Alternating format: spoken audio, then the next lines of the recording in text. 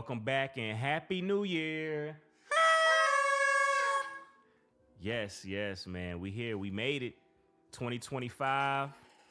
Another blessing, another year, another experience. You know what I mean? So, hey, look, we're going to start this thing off, with being thankful to making it to 2025. A lot of people ain't here to see this experience or to, make it to the next year. So be grateful and be thankful and be surrounded by the people that love you, the people that support you, and the people that give you that great energy, not just that good energy, that great energy. So I'm definitely thankful for that. I'm surrounded by that, and look, that's all I need in 2025. I'm not one of them big people that say like new year, new me, but I'm trying to get better and be a better version of myself every day, even though, I'm not perfect. So, but I'm constantly working. I don't wait till the end of the year to be new. You know what I mean? And hopefully you guys are working on yourself every day too, man. But like I said, it's 2025. Time is flying fast. So you cherish every moment and every experience, good or bad. Learn from that bad experience. Learn from that good experience. Take it on to the next experience.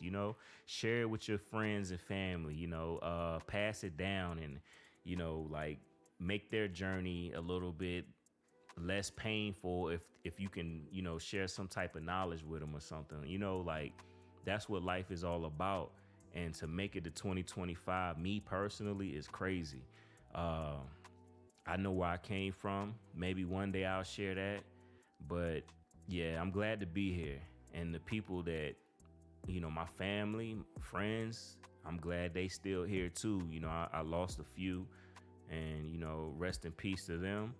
But yeah, I'm thankful to the Most High, to my Creator. I am grateful. And, it's good to have my family and my friends and the people that love me and that I love deeply here with me too. But yeah, also speaking about people, going into the new year, leaving the toxic people behind is what, a lot of you should do. You hold on to certain things or people or vices and, it kind of like it drains your energy or it's not really worth it and it's in your life. You should let it go. Get rid of it. Keep it moving, grow from that, learn from that experience and be a better person. So that's what I could say. Going into the new year, you should carry that over into being something greater. If you in love or with somebody, build with that person.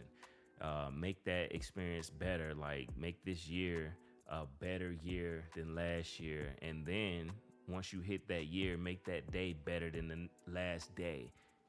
Like work on that, because it's worth it. Like if you with somebody in a relationship wise sense, you know what I mean? Like work on that. If even though it might be not be picture perfect, but deep down inside that it's worth it. Work on that. And that's what I'm doing right now. I'm speaking from experience. It's definitely worth it. I'm definitely happy and I'm glad where I'm at right now, and I'm thankful to be in this position. So, I know where I came from, like I said, and where I was before all of that. And I'm thankful for that. That's one of the things I can say I'm thankful for going into 2025. And, family has always been there. Kids always been there. But that'll never change, and hopefully this situation will never change. So that's what I'm working on. So if you got goals, like I said, and like I always say, write them down. Achieve them things. Chase them. No matter what, go after that. If you love it and you want it and you feel like you have to have it, go get it. Legally. I ain't saying nothing illegally. You know what I mean? Like I'm not saying that, but yeah, within like the aspect of reality, like don't, take that literally, but yeah, live your life to the fullest though. And let 2025 be that. If you trapped in a box, which I was, and I'm getting out of it, but get out that box, do something different, be a better version of yourself. Let the world see you. And these are things I'm speaking from experience. I'm not just telling people to do something that I'm not doing. Like, I'm really living that. I'm trying my best, and I'm not the best at it, but I'm damn sure trying. So yeah, you should do the same, man. Make 2025 the start of something great for everybody in your circle, especially yourself first, because you can't put your circle before yourself, because that's a sinking ship. You can't do that. You shouldn't do that. That's not fair to yourself. That's not fair to the people around you that may depend on you. So let yourself be the first step. Work on yourself, and then the people around you, and then everybody can be great. So yeah, but with that said, 2025, we here. It's flown by for me fast. I don't know how y'all feel about it, but the time is flying. It really is, and it's crazy to even think that we in 2025. I don't even want to think about 2026. Like, it's crazy, but like, I remember 2023, and then like that, it was 2024. I'm like, yo, it's crazy. And the way that that I see it, man, you better cherish every moment, everybody. I know I keep saying this, but surround yourself with the people that you love, and tell them you love them. That's real too. Tell them you love them, because every day ain't promised.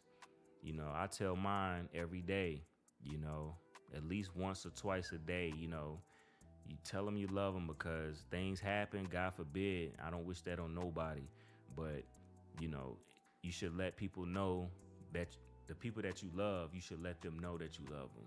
And if that's a running theme, if I had a theme for the day, it is love.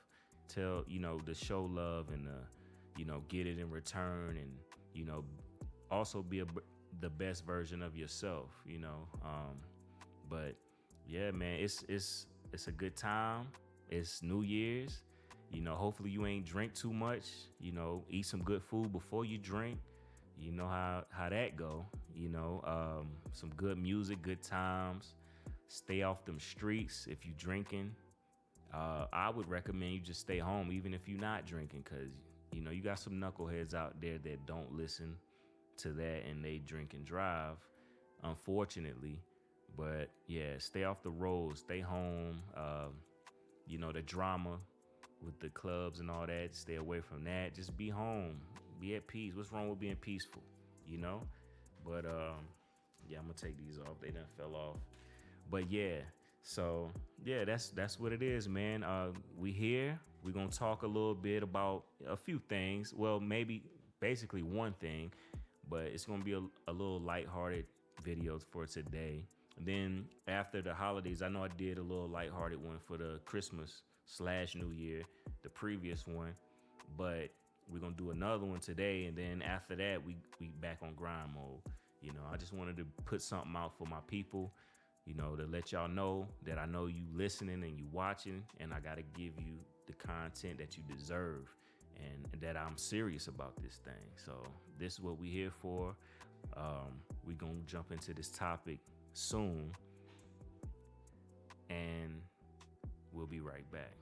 Lately, the hot topics, whatever you want to call it, on my timeline and maybe yours, I've been seeing here lately, as we all know, that Trump is going to be the next president again soon. For his inauguration, he had invited HBCU College in Mississippi to perform there. And I've been seeing people divided behind this whole thing. And I just wanted to give my take on it and how I felt. Maybe you feel the same. Maybe you feel different. Who knows? But we're going to find out. But I'm going to just get right into it. I feel like, as far as like that whole situation goes, wait a minute. Let me give you a little more context too. So the first video I saw, people were saying they were upset about the HBCU starting to GoFundMe. And they were saying, hey, we need $350K to go do XYZ. And, it's doing pretty good because it's only been a couple days since it happened. I think they're almost 150. So 150K that is. So I'm just like, okay, I mean that's cool, you know. But a lot of people were mad, saying, why can't he pay for it? Why can't you know, Elon Musk is on his team, he's billionaire, they both billionaires. Why they can't pay? Why he can't do this? So that's initially what I saw. So that's what made me write this topic down and get into it. But then, you know, I start seeing like, you know, people was like, you know, the generic rhetoric about Trump. He's a racist. He's, you know, said this, he's done that, which he has. I'm not sitting here, I'm not defending nothing he said or whatever. I'm not defending Trump in any aspect of what he's done or what he said, because like I always say, he's just like any other president. They're all the same to me, you know, so it don't affect me like it affect a lot of people. But I'm looking at it, me, as I'm putting myself in the HBCU shoes, and I'm like, okay, you know, ain't who heard of us? I'm speaking as I'm one of them. Who's heard of us? Now we on the world stage. We get national attention. We going to the president's inauguration. When the last time a HBCU performed at an inauguration, or you know what I mean? Like let us get some light. You know what I mean? Like all of that, in my opinion, I feel like that's cool. There's nothing wrong with, you know, having that experience and performing for the president or whatever. Like if you in a band and his music, he picked music for y'all guys to play, I don't see anything wrong with that. But a lot of people do. I ain't gonna say a lot. Some people do, and that's fine. And it's okay to have your opinion. You know, I'm not mad at it. But here's mine, you know. So, and to be as me being a music lover myself, to have that type of publicity, jobs could come from that. But yeah, people feel a certain type of way about it, and that's cool, you know, but I see it as an opportunity. I see it as, you know, a spotlight for that HBCU, you know. And I also look at it like, you know, why are y'all so mad about it? Like what's the reason that you're so mad about it, that they get in the spotlight? You know, if you would have never picked that certain college to perform, then there would be no reason for you guys to be mad. But it's like every time, like, you know, it's like a black versus white thing. It's like, nah, don't do that. Don't do that. Why would you ride with, you know, with the other side type of thing? But these kids are excited about it. You know what I'm saying? Like, they not adults, they not young adults. They're not able to make their own decisions. They can't thrive and grow and do something they love. They've been playing in band and playing instruments their whole life, and they can't go on the world stage and play what they've been doing their whole life let the world see. You know what I'm saying? Let them kids have they shine. That's how I feel. You know, like, it doesn't matter about the HBCU or if it was just a predominantly white college. If you practice something your whole life and then you get to do it on the world stage, let them do it. You know what I'm saying? Okay, you say, for the sake of argument, you say Trump's a racist. All right. So let's say the people that control the Olympics, let's say they're racist, but they hide theirs.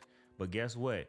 You see a lot of black folks performing, running, jumping, doing all this, but nobody says nothing about that. You know why? Because they winning. You know what I'm saying? But the same rhetoric, the way I see it, they practice, they're trained their whole life to do this. And now they on the world stage. Let them do that. Let them live. Let them have their shine, man. Because guess what? At the end of the day, it's not going to take no money out your pocket or mine. But it's going to shine light on them. And they going to get some whatever they get from it, God bless them. That's how I feel about it. Because you being mad or me being mad about something is not going to change it. You know what I'm saying? If they follow your rhetoric, or if you don't want them to do that and they don't do it, then they gonna miss out on their blessing. Just because you mad and you feel like they shouldn't do it. You know what I mean? If people always live like that and follow behind the way somebody else feels, not logic, but feels, you'll never succeed. You know what I mean? Sometimes you got to push through that, man. Like, we have my ancestors and, you know, people that watch, maybe yours, went through some things and they had to do what they had to do to get us where we at today. You know what I mean? Racism, and I know this for a fact. In my heart, I feel racism is never going away. That's a reality that I live with. I know it's not going away, but guess what? It ain't stopping me. Never. And I'm gonna teach my kids that, and I live by that day by day. You know, I may go to work and I have racist employees. It ain't gonna stop me from getting my check and paying my bills. That's life. You know what I mean? So I feel like that. That's just my opinion on the whole thing. Big ups to Mississippi. Hope you guys do a great job. You know, do your thing. Get back home. That's a notch on your belt. Proud of you. You know what I mean? So, I'm looking at the brighter side of things, and hopefully you guys do too. But that's all I really got to say about it. But other than that, man, look, like I said, we're gonna keep this episode light, short, and then as the new year hit, we'll get into something real. But this is your boy James Mack. Thank you guys. Stay blessed. Have a great year. Have a great life. Peace.